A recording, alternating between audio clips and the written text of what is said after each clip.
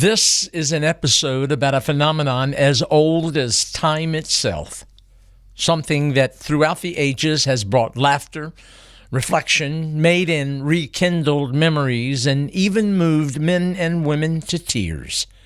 From stirring airs to ballads and everything in between, this is the story of that which has been described as a salve for the soul. This is the story of music during the American Civil War. The last 5 letters of history spell story, and that's exactly how history should be taught. Numbers and dates have no soul. Such presentations fall flat, for history is alive and relevant. Welcome to Threads from the National Tapestry, stories from the American Civil War. This series will feature events and people from that period and will strive to make you feel as if you were there, to show that history is indeed a story.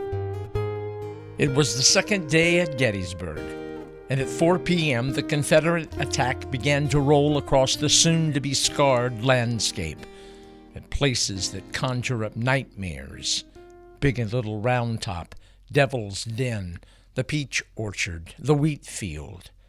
And as the bloodletting unfolded, there, perched in a tree, English military observer Lieutenant Colonel Arthur J. L. Fremantle of Her Majesty's Coldstream Guard noted something he never forgot. Later he penned, "When the cannonade was at its height, a Confederate band of music between the cemetery and ourselves began to play polkas and waltzes, which sounded very curious, accompanied by the hissing and bursting of the shells." The band was from the 26th North Carolina, and those Moravians from Salem, North Carolina, put into oral practice what their religion taught. Amidst discordant chords of hissing shells, they tried to soothe, offer melodic sanity, medicine for the soul, the powerful elixir, music. Some 2 years earlier, in the spring of 1861, ranks swelled in both North and South. Armies were created and campaigns soon began. Though not to the extent of what was to come, there was enough fighting and dying to drive home the realization that the conflict would stretch for years, not months. Common soldiers, citizens only months earlier, became ill, battled homesickness, faced the horror of battle, and to break the tedious routine of camp, created diversions. One of the most popular, and often spontaneously, was singing. Individually, by twos, trios, quartets, even by glee clubs. In truth, Civil War soldiers sang constantly. On marches, on fatigues, in trenches, in guardhouses, on battlefields, and especially in bivouac.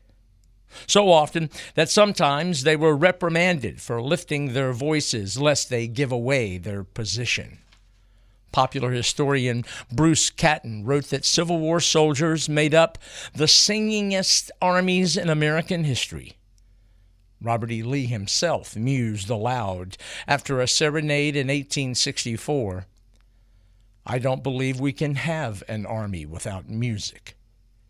It was a sought-after companion, whether on the march, sitting about a campfire, or riding trains or transports. And many brought their music from home, their personal gear including violins or fiddles, guitars, banjos, harmonicas, or other instruments. Those that did congregated, musical magnets, if you will, and informal camp sessions were constant.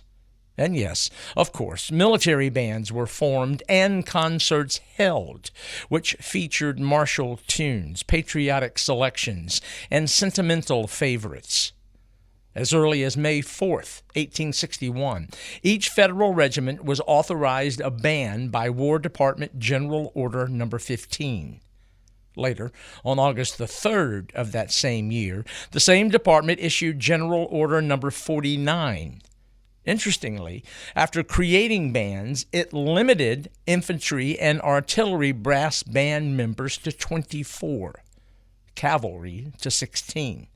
Fast forward to October 26, 1861.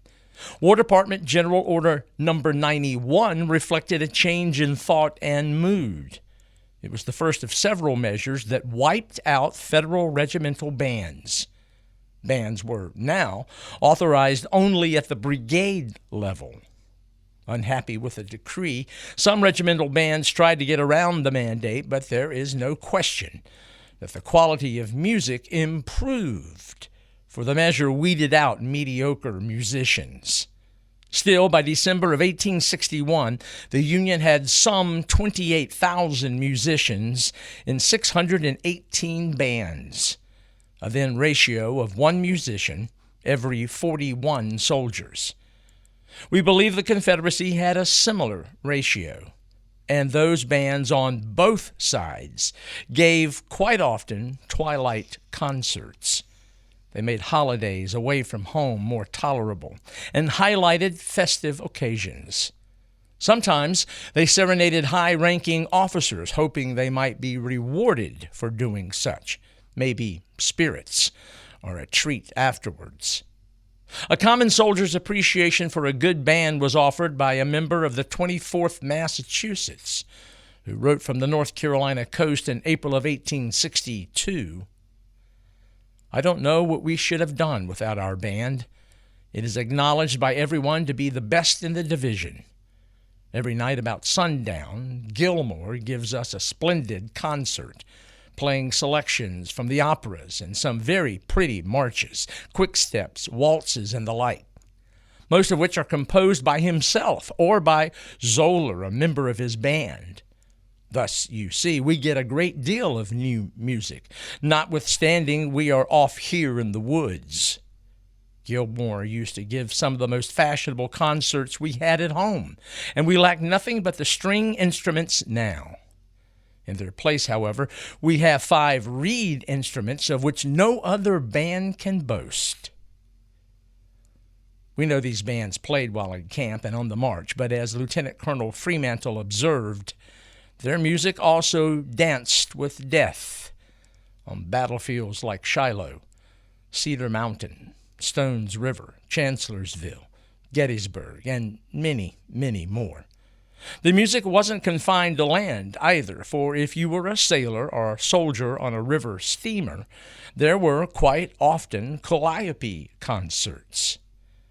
Almost exclusively, though, band instruments were reed or brass. A word or two about them. A typical Civil War band might make use of E-flat sopranino cornets, which carried the melodic lines, B-flat soprano cornets, which took the lead in harmony, E-flat altos, which took care of the time-honored rhythmic harmonic afterbeat, B-flat tenors, and carrying the bottom, B-flat and E-flat basses. If there were reeds, more than likely, they were D-flat flutes and piccolos and B-flat clarinets. But let's return to the most used, brass instruments. Originating in Vienna, Austria, there was in the early 19th century a considerable amount of activity in the manufacture of brass instruments. Many manufacturers produced a variety of valve brass horns, with the ball shooting upward and forward. These, with similarly superior French piston valve instruments, were copied by Americans in Philadelphia, Boston, and New York.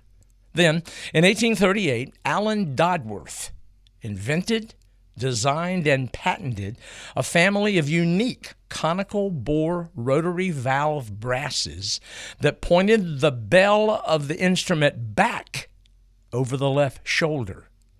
Its advantage for marching music should be obvious. These musical instruments provided the completely self-contained brass band unit a tonal quality through all the registers and delivered that sound back over the shoulder of forward marching bandsmen, allowing the collective audio display to be clearly heard by marching troops that followed. Dodsworth instruments became the rage in both North and South during the war, but afterwards, he and his instruments faded into obscurity. The sheet music federal bands used were usually published in large cities, not surprisingly like Philadelphia, New York, or Chicago. Publishing houses ground out thousands of songs on broadsides, on folding cards, sheet folios, and pocket songbooks, the latter extremely popular. Songbooks published by Irwin and Erastus Beadle. Beadle's Dime Songs for the War, Beadle's Dime Union Songbook, or Beadle's Dime Military Songbook and Songs for the War. Beadle's was by no means alone. There was the Campfire Songster, the Flag of Our Union Songster, and Tony Pastor's New Union Songster, so named for a popular singing showman of the time. Then there was Nat Austin's New Comic and Sentimental Songbook, Fred May's Comic Irish Songster, the Frisky Irish Songster, the Shoddy Songster, the Stars and Stripes Songster, the Campfire Companion, or Dowley's Tenpenny Songbook. In Major General George B. McClellan's heyday, there was an entrepreneur who published the Little Mac Songster. Even more songbooks included the Union League Melodies, Bugle Call, the American Union Songster, War Songs for Freedom, and the Yankee Doodle System. Of the vast number of tunes, if there was a then number one song that we can gather from reading diaries, letters, and reminiscences, it was John Brown's Body. Though we all know the chorus, John Brown's body lies a-mouldering in the grave, Northern Civil War soldiers changed the lyrics at a moment's whim or inspiration.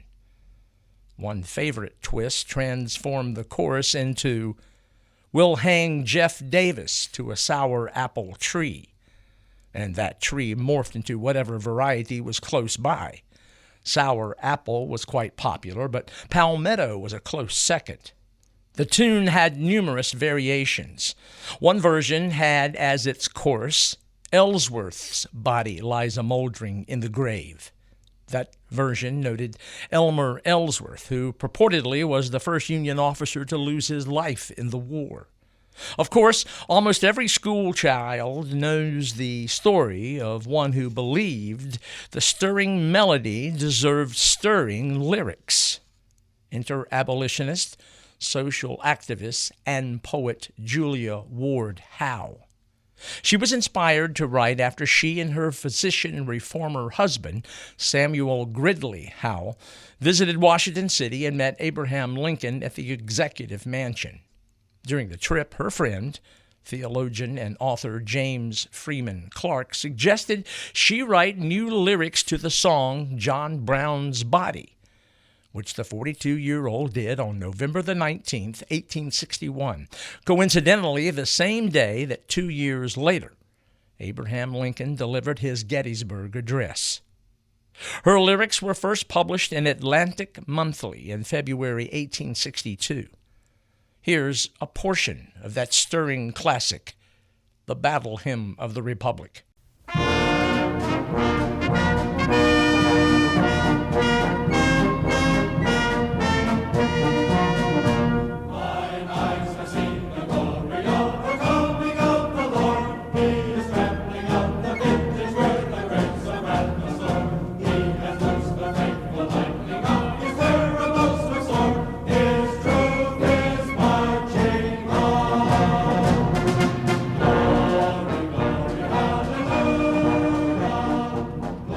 It is interesting to note that historian Bell Irvin Wiley, in his classic The Life of Billy Yank, noted that Ward's lyrical version, though stirring and dignified, never quite gained the popularity of the original lyrics. That being said, on January 28, 1908, Julia Ward Howe became the first woman elected to the American Academy of Arts and Letters. And in 1970, was inducted posthumously into the Songwriters Hall of Fame. There's another Northern composer we should tip our hat to, and that is the man whose songbook was entitled Bugle Call, George Frederick Root. Born in Massachusetts, he was named after George Frederick Handel and was prolific in his compositions before and during the war. As to the Civil War itself, he wrote the tune "The First Gun is Fired," only 2 days after the bombardment of Fort Sumter. With themes that range from warlike to sentimental, he had some 35 wartime hits. One of his best known was this tune, which found popularity in England as well, "The Battle Cry of Freedom."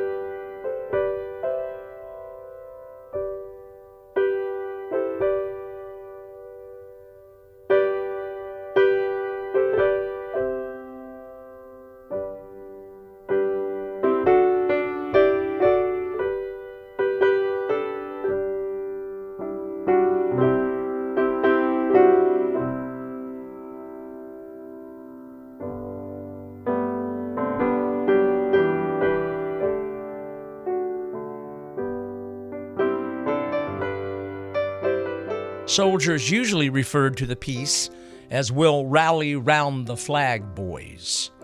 Its popularity is demonstrated by this story that emerged in May of 1864 while fighting raged in the Virginia wilderness.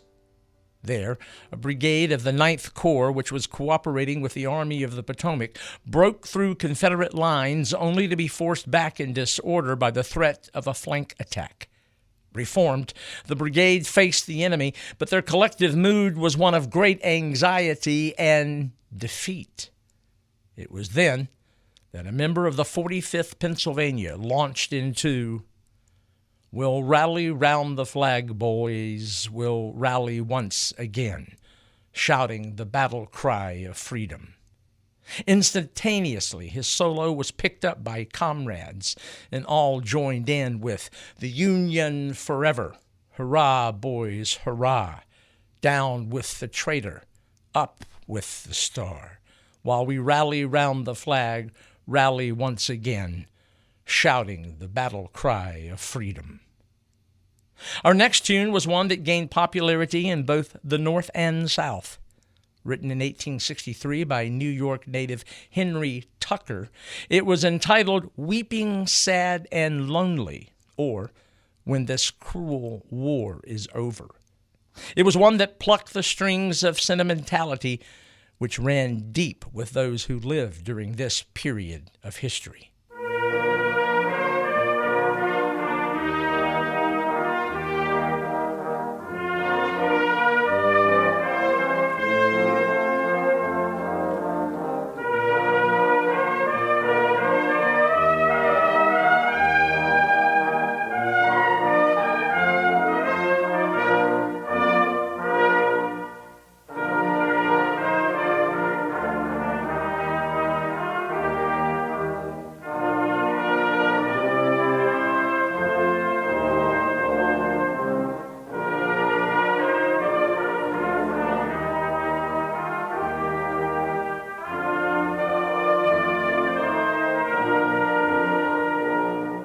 Although we mentioned John Brown's Body earlier, if gauged only by individual soldiers' letters or diary entries, the most popular tune in Northern camps varied.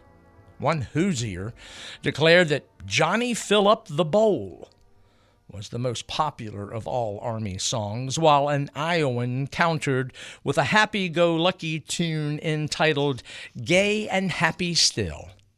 No question, though the following songs, of which snippets we will later hear, were quite popular, some 7 decades before it officially became our national anthem, the Star-Spangled Banner, or The Girl I Left Behind Me. Then there was the heartbreaking strains of Home Sweet Home, or Annie Laurie, and even the traditional hymn, Old Hundred. There was drafty Walter C. Kittredge's Tenting on the Old Campground Tonight. And here now, an old American folk tune that dated back to the War for Independence. It's titled Johnny is Gone for a Soldier.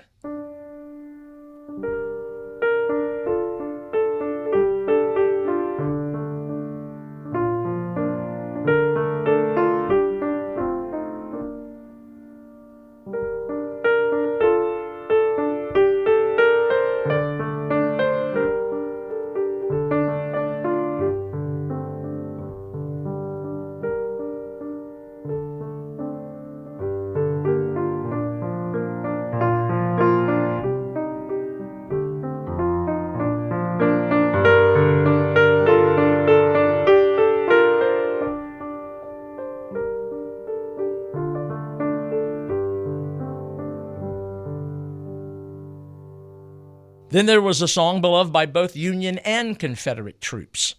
Joseph Philbrick Webster wrote the music to accommodate the lyrics of his friend, Reverend Henry D. L. Webster. The song's sad lyrics were originally a poem penned after a broken engagement between Webster and his fiancée. He changed her name to an adaptation from Lenore used in Edgar Allan Poe's The Raven. Thus, we have the time-honored ballad, Lorena.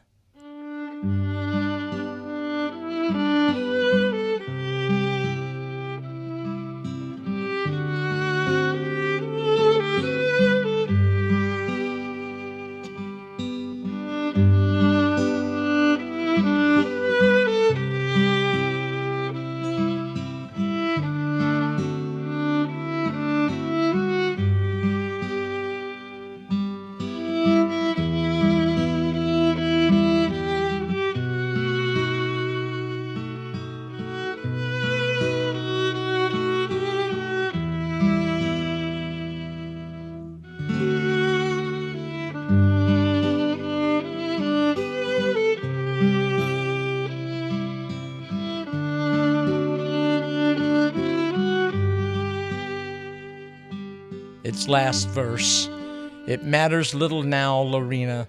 The past is in the eternal past. Our heads will soon lie low, Lorena. Life's tide is ebbing out so fast. There is a future, oh thank God, of life. This is so small a part. 'Tis dust to dust beneath the sod. But there, up there, 'tis heart to heart. The popular tune composer George F. Root also gave us Tramp, Tramp, Tramp, and yet another by Root, the tearjerker Just Before the Battle Mother. Just before the battle, mother, I am thinking most of you, while upon the field we're watching with the enemy in view. Comrades brave are around me lying, filled with thoughts of home and God. For well they know that on the morrow some will sleep beneath the sod.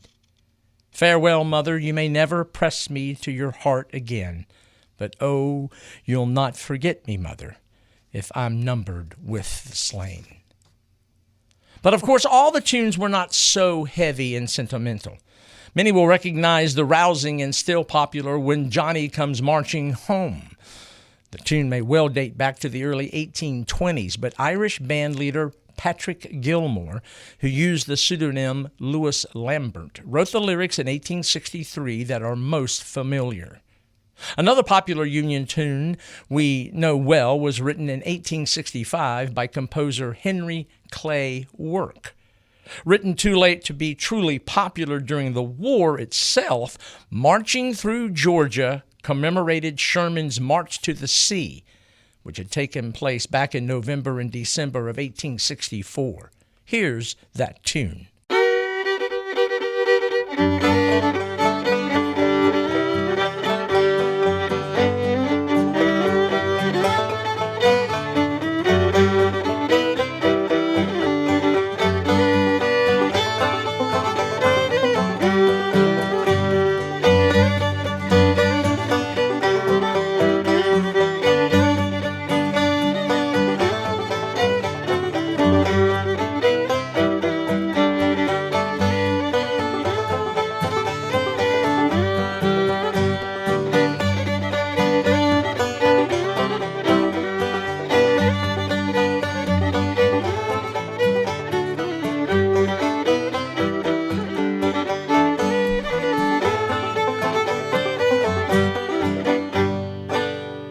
Though too late to catch on during the war, the song became immensely popular with Federal veterans after the conflict.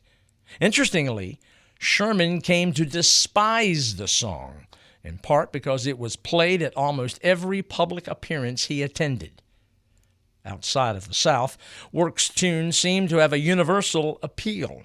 In fact, during World War II, Japanese troops sang it as they entered Port Arthur. The British Army sang it in India, and an English town, also during World War II, mistakenly thought the tune appropriate to welcome Southern American troops. Of course, popular generals provided fodder for inspired songwriters. In Little Mac's ascendancy, songbooks and tunes about the popular Union Major General were written. One's lyrics included, "For McClellan's our leader, he is gallant and strong. For God and our country we are marching along." After his removal, a song came along entitled, "Give Us Back Our Old Commander." Now out in the West, admirers of Major General William S. Rosecrans enjoyed a tune with lyrics that went, "Old Rosie is our man, old Rosie is our man. He'll show his deeds where'er he leads. Old Rosie is our man." And despite his distaste for pomp and show, in 1864, even U.S. Grant had a tune written for him entitled, "Ulysses Leads the Van." Ironic, for Grant was tone deaf and once admitted he knew two songs, Yankee Doodle or It Wasn't. And of course, there were songs that lampooned unpopular Army subjects like "Shoddy on the Brain," "Wanted a Substitute," and "The Invalid Corps." And yes, there were tunes that busted on enemy commanders like Confederate full General Braxton Bragg. Some of its lyrics went, "Dear General Bragg, here's to your health, with success script to swell your wealth. Your coat of arms, when fortune deals, we trust will bear a pair of heels." And as we mentioned earlier, Jeff Davis was lampooned to the tune John Brown's Body. He also was serenaded to an old tune entitled Nell Flaherty's Drake. Here's some of its barbed lyrics. "Bad luck to him early, bad luck to him dearly. May the devil admire him where'er he may be. May mosquitoes bite him and rattlesnakes smite him. The traitor that brought these hard times unto me." I'd like to take a moment to thank everyone for listening to Threads from the National Tapestry. You know, each of these episodes is the result of hours and hours of research and preparation, and it means a great deal to me and our production team to see the likes, the comments, and views. Let me make clear that everything we do here will always be accessible to any who are curious to learn about the American Civil War. But we would like to ask you to consider to become a member, a Threads loyalist, if you will. For less than $5 each month, Your support will help us to continue sharing our passion for that tumultuous yet important period of history. Joining is quite easy to do.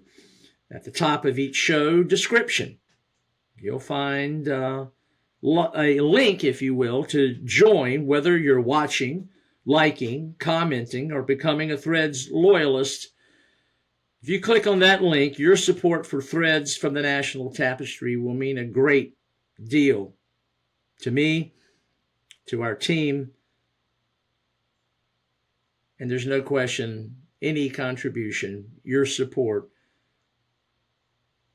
certainly makes a difference, and it's a wonderful acknowledgement for what we try to do.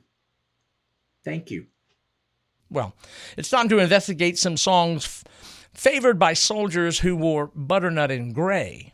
Like their northern counterparts, the common soldiers of the South also enjoyed their music, and particularly enjoyed singing around the campfire. They too formed singing groups and glee clubs and enjoyed what they called musical sprees or jubilees.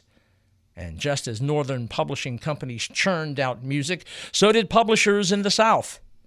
There was Blackmar and Whirling of New Orleans, Schreiner of Macon, Georgia, and J.W. Randolph of Richmond, who in 1863 issued songbooks like Songs of the South. Another Richmond-based publisher put out a songbook entitled The Stonewall Song Book, which also came out in 1863. More irony, for like Grant, old Stonewall was quite tone-deaf as well. Once at a social gathering, he asked a young vocalist to sing Dixie. She had just finished singing it. From Raleigh, North Carolina, came the 1864 songbook entitled The Jack Morgan Songster, and that same year, also from Raleigh, Songs of Love and Liberty. From Mobile, Alabama in 1864 came the Southern Soldier's Prize Songster, Hopkins' New Orleans 5-cent songbook, the Beauregard Songster, and the General Lee Songster out of Macon and Savannah in 1864. From what we've read from Southern soldiers' diaries, letters, and reminiscences, the great flood of new songs published during the war were not as popular as those before the war, those tunes familiar to many before they left their homes and families. The list of Confederate favorites, again from soldiers' letters, seemed to have been rather small. As far as sentimental ballads, Home, Sweet Home was probably the most popular tune, although it was rivaled by Annie Laurie and a few more that we'll note later. No question, the most popular Southern patriotic tunes included Dixie, which ironically was written by Buckeye-born Dan Decatur Emmett, who wrote for a black-faced minstrel show. And not far behind was Irish-born entertainer Harry McCarthy's lyrics, which were applied to an old Irish tune, the Irish Jaunting Car. We know the tune today as the Bonnie Blue Flag. We are a band of brothers and native to the soil, fighting for the property we gained by honest toil. And when our rights were threatened, the cry rose near and far, hurrah for the Bonnie Blue Flag that bears a single star. Here are some more ballads that rivaled Annie Laurie and Home, Sweet Home. This one, as we mentioned and listened to earlier, was embraced by soldiers in both armies, Lorena. Then there was a song that was first a poem. On November the 30th, 1861, All Quiet Along the Potomac Tonight was first published as The Picket Guard by Ethel Lynn Beers in Harper's Weekly. And then there is a tune with word and music arranged by T.G. May, Juanita, which strangely was a Spanish-oriented ballad.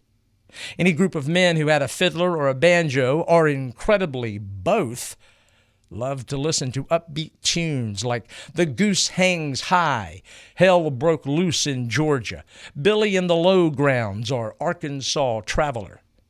Alongside patriotic airs, ballads, and upbeat melodies, there were favorite hymns like Just As I Am.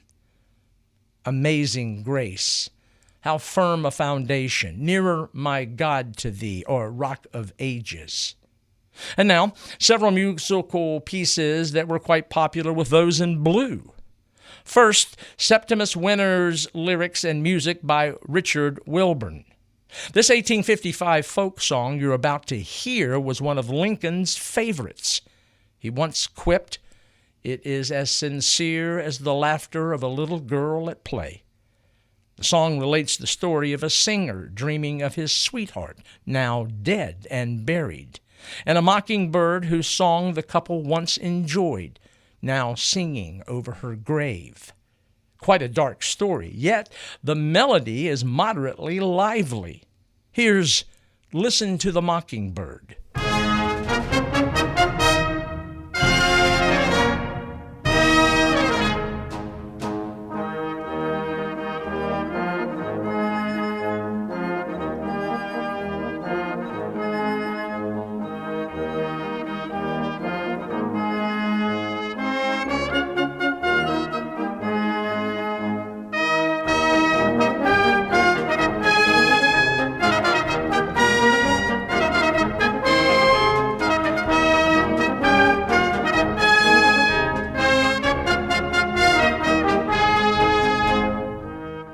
Next, from the books of the Port Royal Band books, is an anthem originally composed in 1789 by Philip Feely for the first inauguration of George Washington.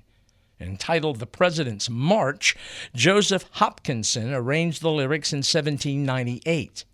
With a new title, it was used in the United States as an unofficial national anthem for most of the 19th century, but lost popularity after World War I. Today, it is the official song of the Vice President of the United States. Here's Hail Columbia.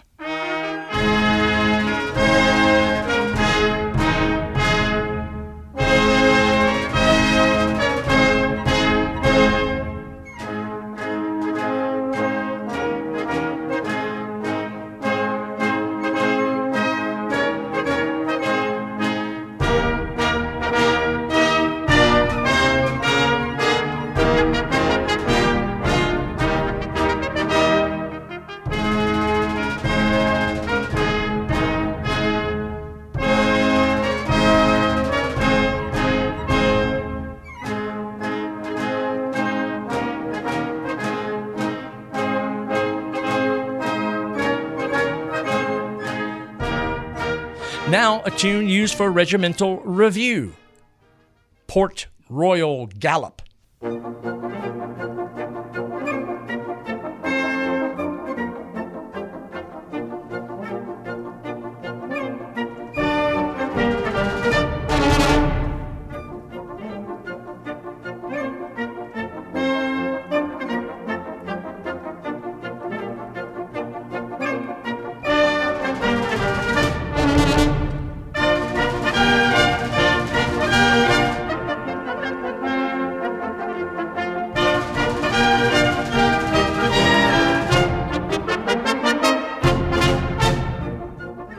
Okay, back to the South and to the music books used by Salem's Moravian musicians that again made up the 26th North Carolina's band. First, two great musical jewels of the Confederacy joined as a medley. The first written in, as we noted earlier, 1859 by Ohioan Dan Decatur Emmett. And second, Harry McCarthy's reworking of the Irish jaunting car. Here's the tune even Abe Lincoln called for in April of 1865, claiming it to be one of his favorites, Dixie and the Bonnie Blue Flag.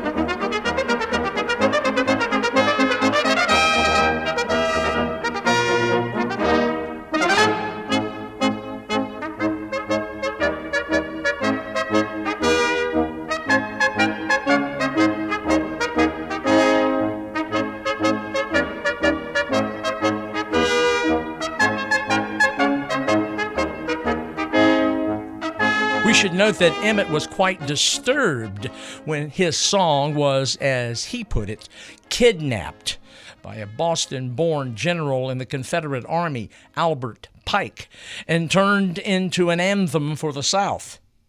That being said, there were northern versions to many southern songs. Here's how their opening line went to Dixie.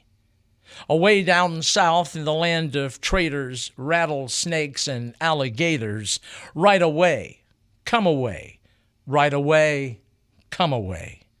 And for the bonny blue flag, the Union bend was, we are a band of patriots who each leave home and friend, our noble Constitution and our banner to defend. Our capital was threatened and the cry rose near and far to protect our country's glorious flag that glitters with many a star. Hurrah, hurrah for the Union, boys, hurrah for our forefathers' flag that glitters with many a star. Now, we turn our attention to the first piece of music listed in the songbook of the Salem Band. Composed by Mrs. E. Randolph and with lyrics by North Carolina jurist William Gaston, the next tune in 1927 was adopted by the North Carolina legislature as the state's official song. Here's the Old North State.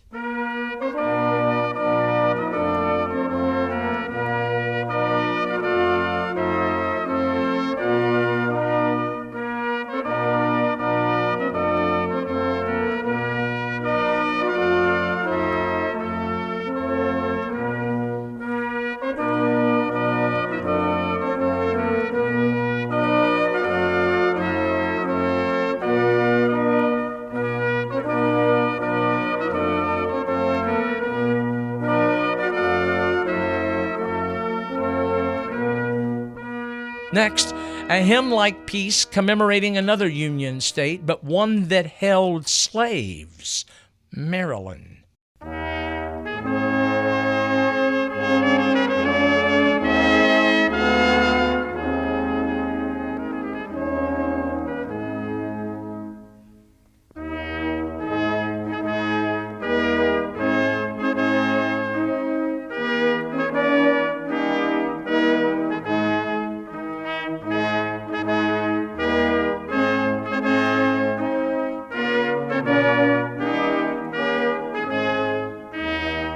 The tune you obviously recognize, the old German Yuletide song, O Tannenbaum.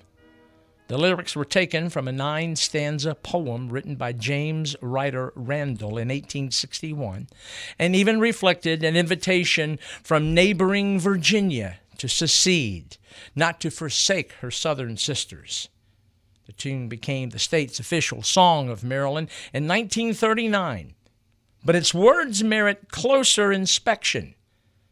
Lyrics in that tune label President Lincoln as a tyrant, despot, vandal, and refer to Unionists as Northern scum. Here's the last verse. I hear the distant thunder hum, Maryland, the old lines bugle, fife, and drum, Maryland. She is not dead or deaf nor dumb. Huzzah, she spurns the northern scum. She breathes, she burns. She'll come, Maryland, my Maryland. For years, that tune was played at the Preakness, the second race in the 3-year-old thoroughbred's Triple Crown. Those lyrics meant, when investigated, that finally the tune was discontinued to be used for that event in the year 2020. And now a hymn that probably dates back to the middle of the 16th century and derives its title from a chapter in the Old Testament book of Psalms. Here's the hymn, Old Hundred.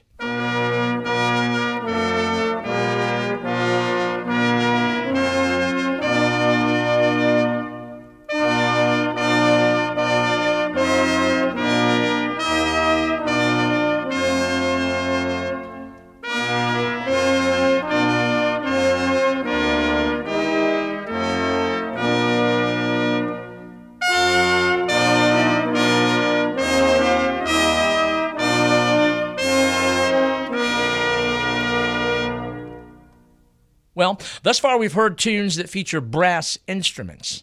Let's listen to a couple of tunes with instruments that veterans of not only the Civil War, but those from the War for Independence would most certainly recognize: fife and drum.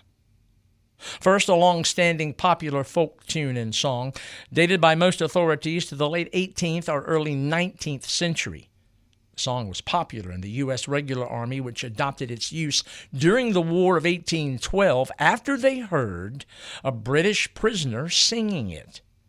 Throughout the 19th century, this incredibly popular song was used by the Army as a marching tune. Here's "The Girl I Left Behind Me."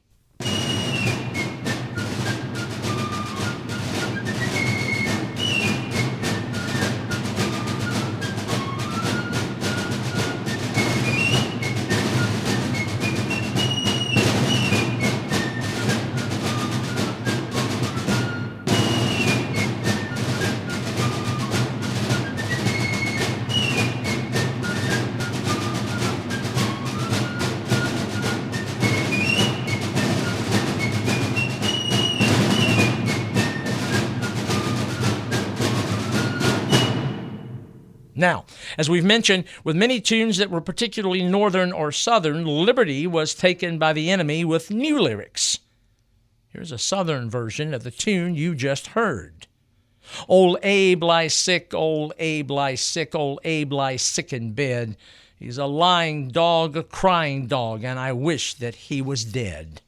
Jeff Davis is a gentleman, Abe Lincoln is a fool. Jeff Davis rides a big white horse and Lincoln rides a mule. Okay, a tune that was first titled Old Bessie in 1788. It was later, around 1800, used in the opera Harlequin Amulet. About that time, a William Campbell book entitled Country Dances attributed the song to Jackson of Cork. The tune appeared in Part 2 of Nathaniel Gow's 4-volume complete repository of the original Scotch slow tunes. Well, regardless of its title or composer, we know it today as the song Adopted by George Custer's 7th Cavalry, and it's still the official song of the United States Army's 1st Cavalry Division. Here's Gary Owen.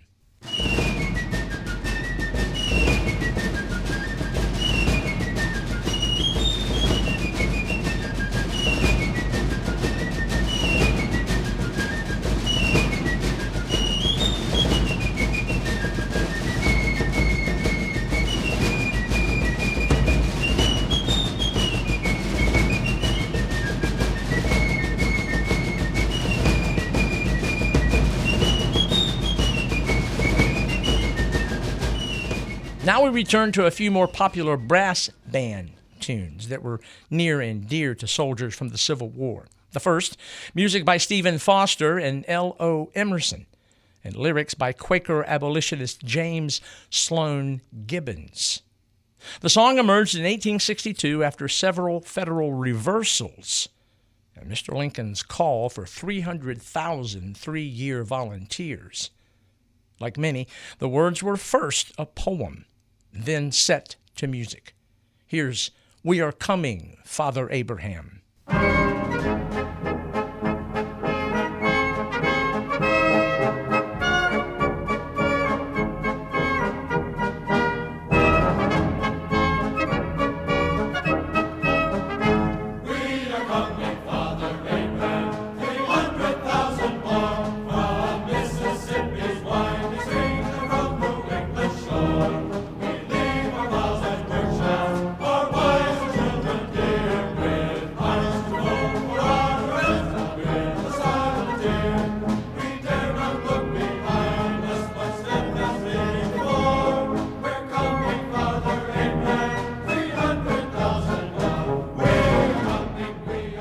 Now, written in 1863 by Northerner Walter C. Kittredge, here's Tenting Tonight on the Old Campground.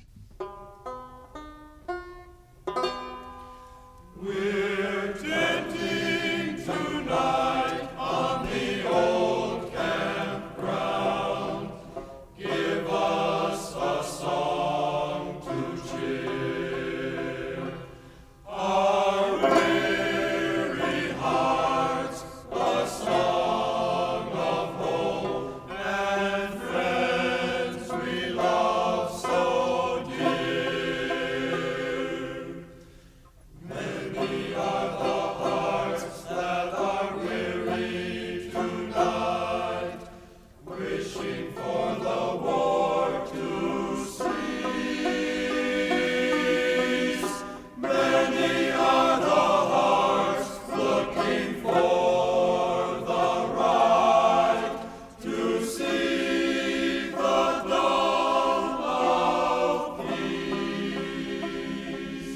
And what would a talk on rousing airs from the Civil War be without the traditional Southern folk song of which the likes of Burl Ives, Tennessee Ernie Ford, the Kingston Trio, and yes, even Elton John have all recorded.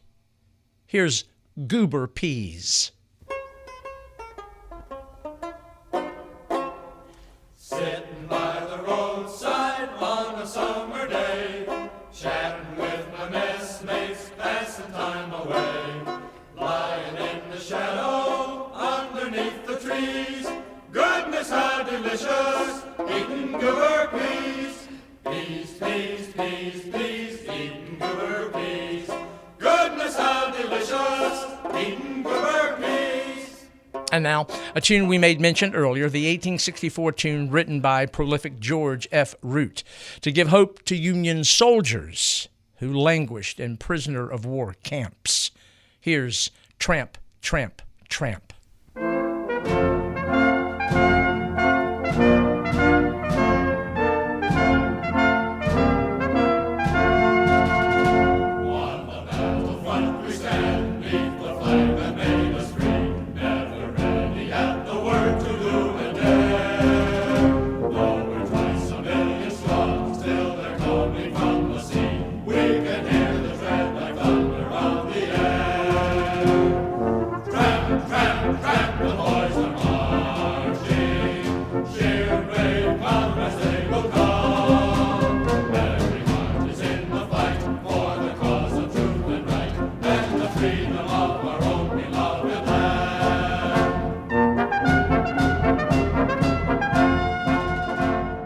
In the prison cell I sit, thinking, mother dear, of you, and our bright and happy home so far away, and the tears that fill my eyes, spite of all that I can do.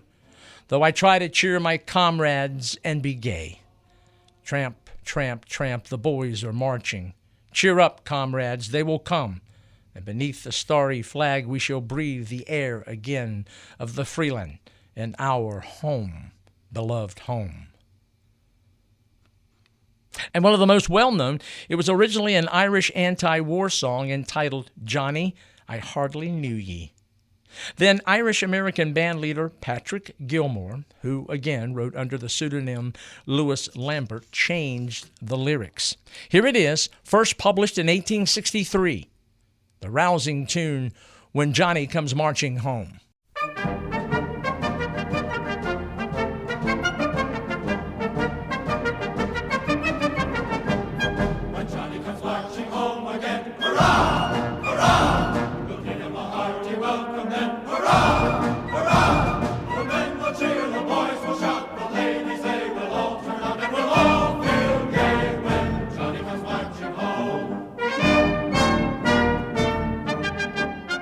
The power of music and its universality yields, for me, one of the best stories about common soldiers whose destinies were compromised by civil war. It came at Fredericksburg, and yes, I've used this story before, but its power merits repeat. The setting, it was the dead of winter, early 1863. Ambrose Burnside's Army of the Potomac was encamped on the east bank of the Rappahannock River, and Lee's Army of Northern Virginia across the way. After the great Union slaughter that was the Battle of Fredericksburg on December the 13th, the two armies hunkered down into winter quarters, the two separated only by the thin ribbon of the icy Rappahannock. Their proximity made for mingling. Officers would call it fraternizing, and of course it was forbidden. Yet the armies were so close, they, common soldiers, found that though they were enemies, they spoke the same language, held the same dreams, and feared the same God. In short, they were Americans all. And so they traded, visited, and as we'll note, shared a common passion for music. It was late December of 1862 or early January of 1863. Regardless, after the bloody debacle that was Fredericksburg, the Union Army of the Potomac's morale was, needless to say, low. Late one winter's day, a federal band hoped to use the power of music to lift spirits. From one end of the Army's encampment to the other, they began a moving concert and did so as the sun lowered in the southwestern sky. In my mind's eye, they did so with a winter sunset as their, if you will, stage lighting. Much is always written about summer sunsets, but those in the winter are spectacular as well. And again, in my mind's eye, the sky that day had to have been streaked with golds and oranges and fuchsias. And under that heavenly setting, the band played many of the songs we have highlighted. They had to have played Hail Columbia, Father Abraham, We Are Coming, The Star-Spangled Banner, and others. And of course, their music drifted across the Rappahannock, and sure enough, some soldiers from Lee's Army of Northern Virginia took perches on the opposite bank to listen. The music and impromptu concert moved one Confederate to stand and shout, "All right, play some iron." And so the Union musicians launched into Dixie, the Bonnie Blue Flag, and the like. And as more Confederates joined the impromptu concert, the mood was such that soldiers from both sides took to singing and enjoying the musical moment. And yet, far too quickly, and with the sky's brilliant colors beginning to fade, the band decided to play one final song. They played Home, Sweet Home, and men on each side of the river sang, or tried to, with no idea of how much longer the fighting and dying would continue. The tune's lyrics, sung by common soldiers, common men, were choked with tears. As the final strains of that haunting tune drifted across the landscape, and with the brilliant palette of that sunset now reduced to purples and deep blues, there, at that moment, there wasn't a dry eye on the Rappahannock. Concert over, men drifted back to their camps, and miles from family and loved ones, braved yet another winter's night, and the realization that they were in a war that seemed to have no end. Home, Sweet Home, a tune and lyrics that have moved timeless generations. Mid pleasures and palaces, though we may roam, be it ever so humble, there's no place like home. A charm from the skies seems to hallow us there, which seeks through the world is near met elsewhere. Home, home, sweet home. There's no place like home. There's no place like home. Yes, on that winter's day, for one brief moment, the war was 1,000 miles away. They were once again all Americans, touched by the power of a soothing poultice, medicine for the soul, music.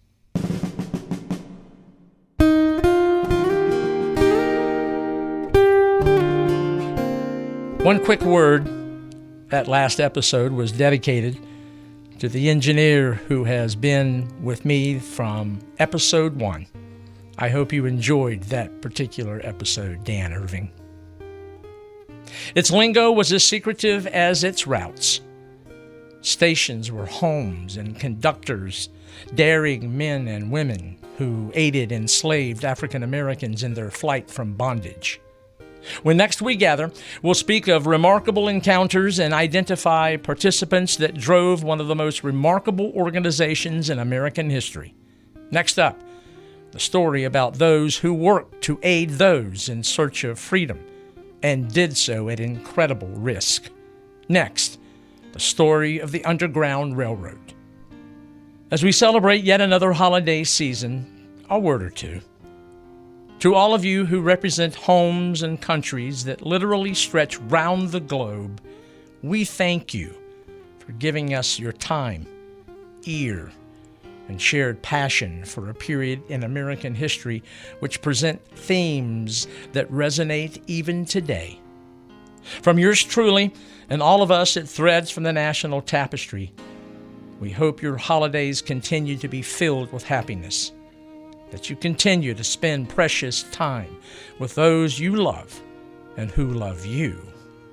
And as to the new year, may it be free of pain and anguish, and your road clear. Again, from all of us, we wish you a most happy, healthy 2025. This is Fred Kiger. Thank you for listening.